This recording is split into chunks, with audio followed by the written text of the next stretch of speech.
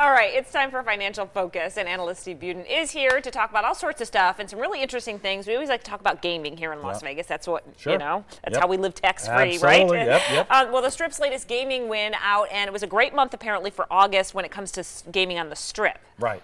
Yeah, and it was pretty much statewide as well, but the Strip had a really good run. First 5 of the months of the year were pretty slow. The last 3 months have been good.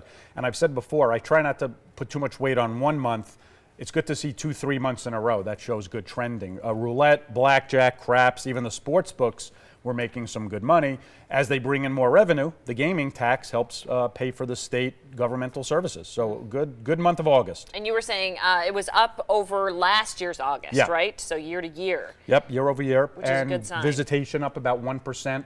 Doesn't sound like a lot, but when we generate hundreds of millions of travelers a year, even a 1% change can mean 5 or 10 million more visitors.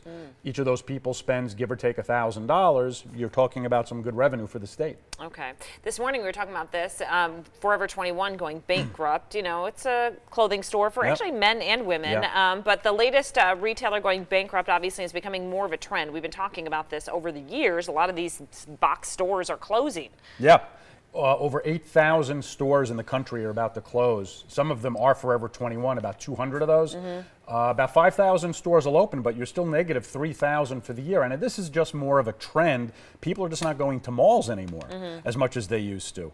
And in addition, I was taking a Lyft ride the other night, and I was talking to my driver, and he was telling me about a lot of the stuff he does, whether it's clothing, cars. He rents his Lyft car to drive. He doesn't want to own a car anymore.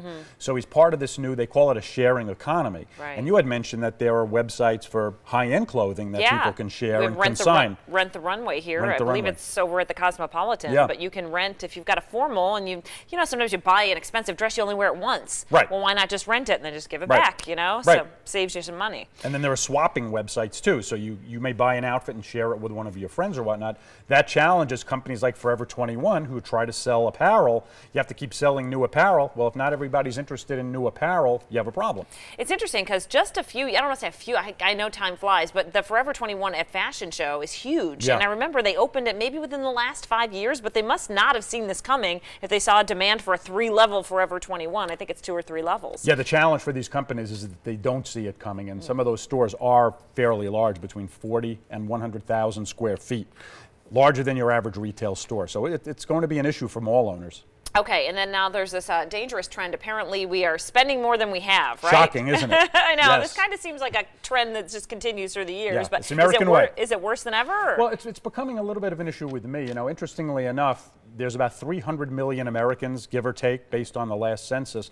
There's 440 million credit cards out there. So if you remove out the number of children or minors in this country, the average American has at least more than one credit card. And the balances nationally are going up $10 billion a month.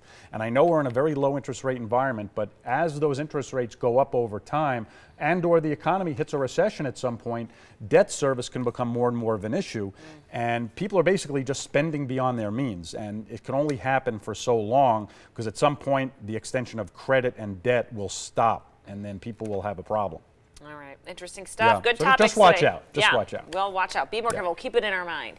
All right. Thanks, Steve. Stay with us. Back after this.